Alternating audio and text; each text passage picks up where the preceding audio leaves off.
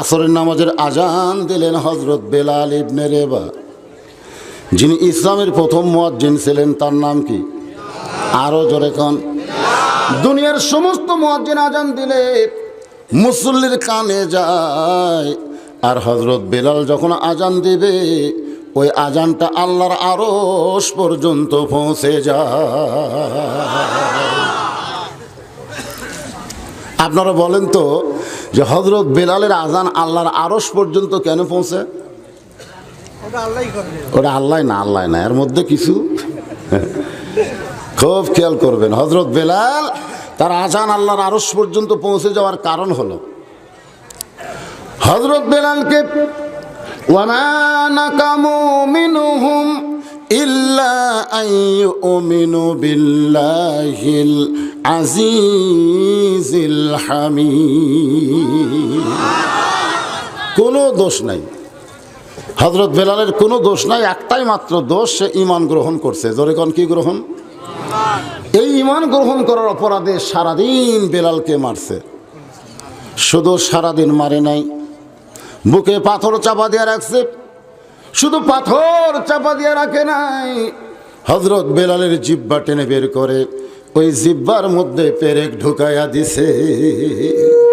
হযরত বেলাল জিহ্বার মধ্যে পেরেক মারছে, এরপরেও আল্লাহ আল্লাহ আল্লাহ আল্লাহ জিকির করতেছে।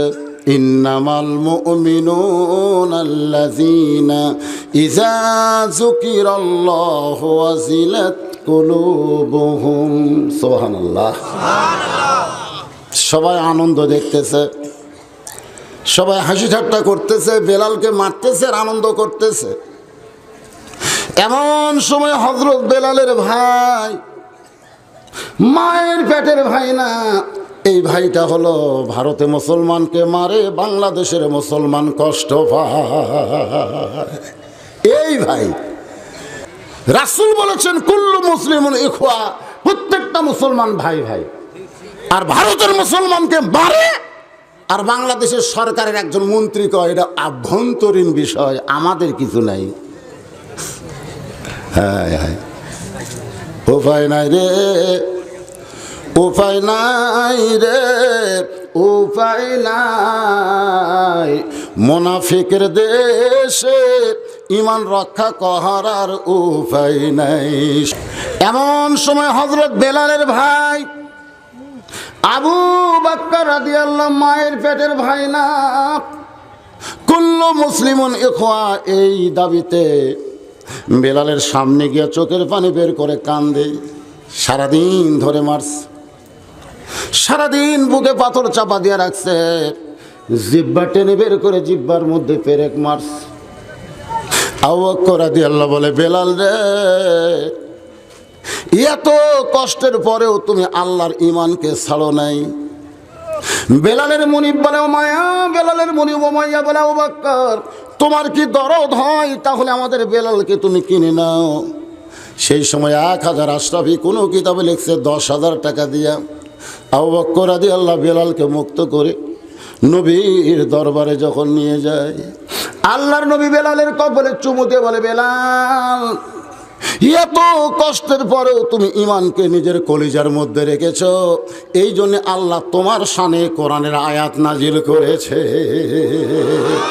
ইন্নাল্লাযীনা ক্বালু রাব্বুনাল্লাহু সুম্মা ইসতাকামু তাতানাজ্জালু আলাইহিমুল মালাঈকা আল্লা তাখাফু ওয়া লা তাহজানু ওয়া আবশিরু বিল জান্নাতিল্লাতী কুনতুম তুআদুন। বেলাল, তোমার শানে আল্লাহ কোরআনের আয়াত নাজিল করেছে।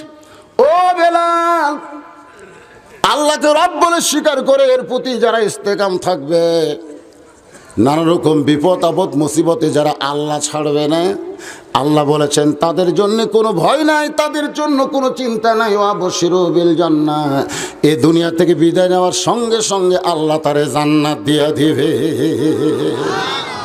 নবী তাকায় দেখে বেলালের জিহ্বার মধ্যে কাফের বেঈমানেরা পেরেক ঢুকাইয়া দিচ্ছে। নবী আমার নিজের হাতে পেরেকগুলো খুলে বেলালের জিহ্বার আগায় নবীর জিহ্বা ঠেকাইলেন। হযরত বেলালের জিহ্বার আগায় নবীর জিহ্বা ঠেকাইলেন। সঙ্গে সঙ্গে বেলালের জিহ্বাটা সুস্থ হয়ে বেলালের মুখের মধ্যে যখন ঢুকে যায়, নবী তাকায় দেখে বেলালের দু চোখ দিয়ে দর দর করে পানি পড়তেছে। আল্লাহ নবী বলে, বেলাল, দুনিয়া থেকে বিদায় নেওয়ার সঙ্গে সঙ্গে আল্লাহ তোরে জান্নাত দিবে, এরপরেও তুমি এমন করে কেন কাঁদতেছ? বেলাল বলে, ইয়া রাসূলুল্লাহ, গোপনে আল্লাহ আল্লাহ জিকির করার কারণে এত নির্যাতন যদি সহ্য করতে হয়, সেই বড় আল্লাহকে আমি একটু বড় বড় নামে জিকির করতে চাই। আল্লাহ নবী বললেন, বেলাল, তুমি যত জোরে খুশি আল্লাহ নামের জিকির করবে, কিন্তু সেই পরিবেশ বর্তমানে বাংলাদেশে নাই, সেই পরিবেশ বর্তমানে সৌদি আরবে নাই। ও বেলাল, যেদিন জোরে বলার পরিবেশ পাওয়া যাবে, সেদিন সর্বপ্রথম তোমাকেই সেই অধিকার দেওয়া হবে। মক্কাতে হযরত বেলাল আজান দিতে পারে নাই, আজান দিয়েছে মদিনায়। আর এই জিহ্বার মধ্যে পেরেক নেওয়ার পরে আল্লাহকে না ছাড়ার কারণে হযরত বেলালের আজান আল্লাহর আরশ পর্যন্ত পৌঁছে যায়। জোরে কোন সুবহানাল্লাহ।